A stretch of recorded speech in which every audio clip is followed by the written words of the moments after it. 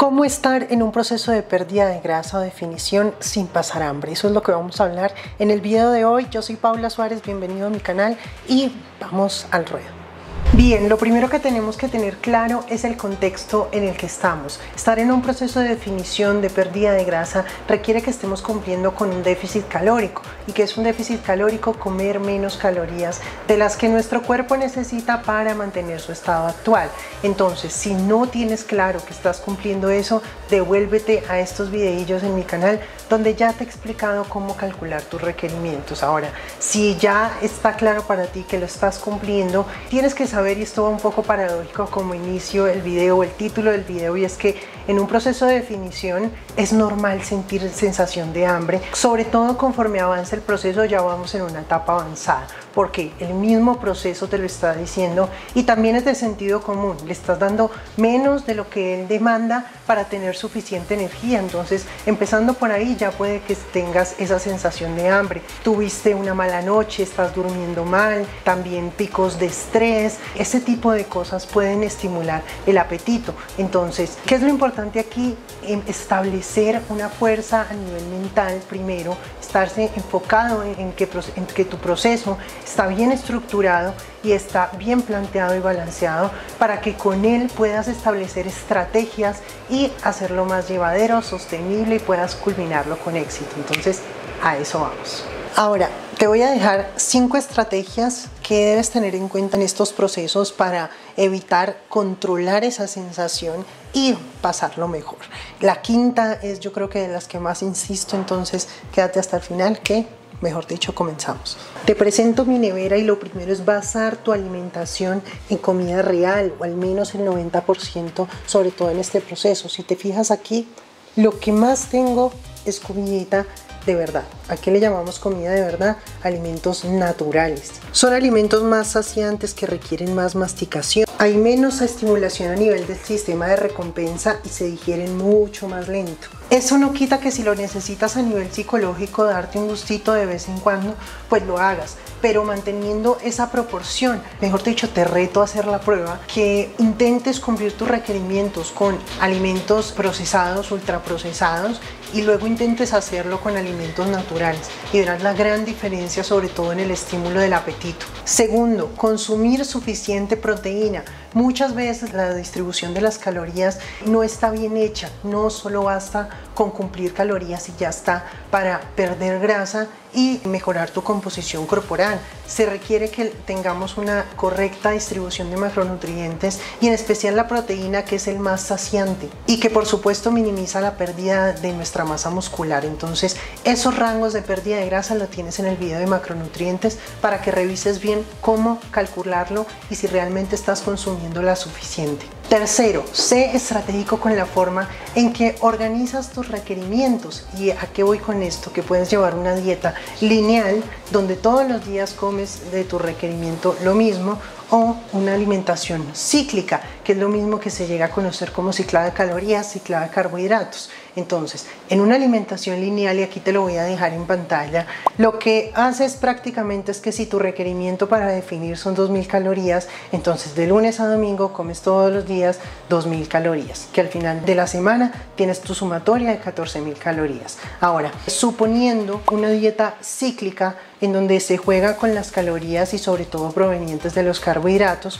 lo que haces es que, suponiendo igual mismos requerimientos de lunes a domingo, que descanses martes y domingo, que son los días y suelen ser los días donde menos apetito sientes, porque te mueves menos, no tienes entrenamiento, no se estimula ese apetito. Entonces puedes dejar un poquito menos de tu requerimiento de las 2000 calorías y pasarlo a, por ejemplo, días de tren inferior que sientas que es mucho más demandante, que realmente se te dispara esa sensación de hambre por el entreno pesado, porque tienes más trajín en el día, en fin. Entonces, ¿cómo se vería más o menos tu semana? Los lunes, que es un día que entrenas superior, tus 2000 calorías. Los martes, de pronto, que entrenes superior e inferior, entonces le sumas eso que le quitaste al día de descanso, 2300.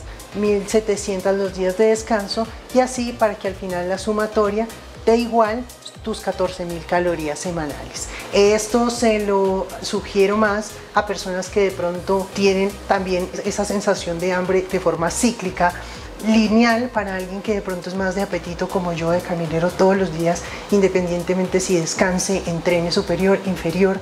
Quiero aclarar que lo del ciclado no tiene absolutamente nada que ver con crecer más tren inferior, con definir más tren superior, nada que ver, eso no tiene nada que ver. Al final del día siempre tienes que cumplir con tu requerimiento y lo mismo al final de la semana. Y vamos para la la cuarta. Esta muy seguramente ya me la has escuchado, y es que el número de comidas realmente se debe adaptar a ti. Hay quienes funcionan haciendo más comidas en el día, por ejemplo, repartiendo sus requerimientos en 5 o 6 comidas. Hay quienes de pronto en este proceso funcionan mejor haciendo menos comida, más voluminosas. ¿Qué se recomienda para no saturar tu sistema digestivo, tener una buena absorción de nutrientes? Mínimo manejar 3 comidas. Sé que hay mucha gente que dice, no, yo en una comida me como todo, o en 2 comidas y ya para de contar.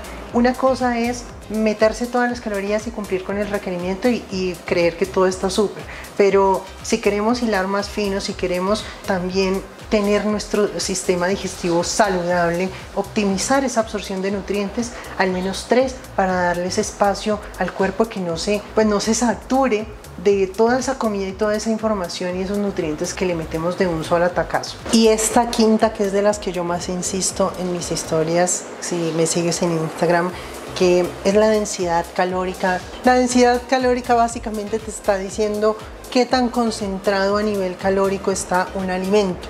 Entonces, pilas aquí porque te lo voy a dejar en pantalla para que me lo entiendas. Mientras menos densidad calórica, vas a comer más y vas a quedar más saciado. Mientras más densidad calórica tenga un alimento, vas a comer menos porción y vas a quedar menos lleno. Entonces, ahí es donde la elección de alimentos es supremamente importante, y entonces te voy a dar ejemplos gráficos. Vamos a hablar, cada vez que yo me refiero a algún alimento, te lo aclaro acá, es por 100 gramos de porción. Entonces, estás en un déficit calórico, te está dando sensación de hambre, no estás quedando lleno. Y por ejemplo, esto es un ejemplo que me ponen muchas, que ¿por qué no como plátano? Ahí te va. Entonces, por 100 gramos de plátano maduro cocido tendrías 155 calorías, 41 gramos de carbohidrato. Ahora, si quisieras completar eso en papa cocida, mismos requerimientos, 100 gramos de papa cocida normalmente tienen 87 calorías, 20 gramos de carbohidrato. ¿Cómo se vería esto si quisiera pasar del plátano a la papa cocida? Serían aproximadamente 200 gramos de papa que te podrías comer en vez de el plátano maduro. Entonces, ¿qué preferirías en un proceso de definición donde estás teniendo más sensación de hambre? ¿Este trocito de plátano o esta porción más grande de papa? ¿Qué te va a dejar más saciado? Ahora, es cuestión de gustos, preferencias y cómo lo sientas en la práctica.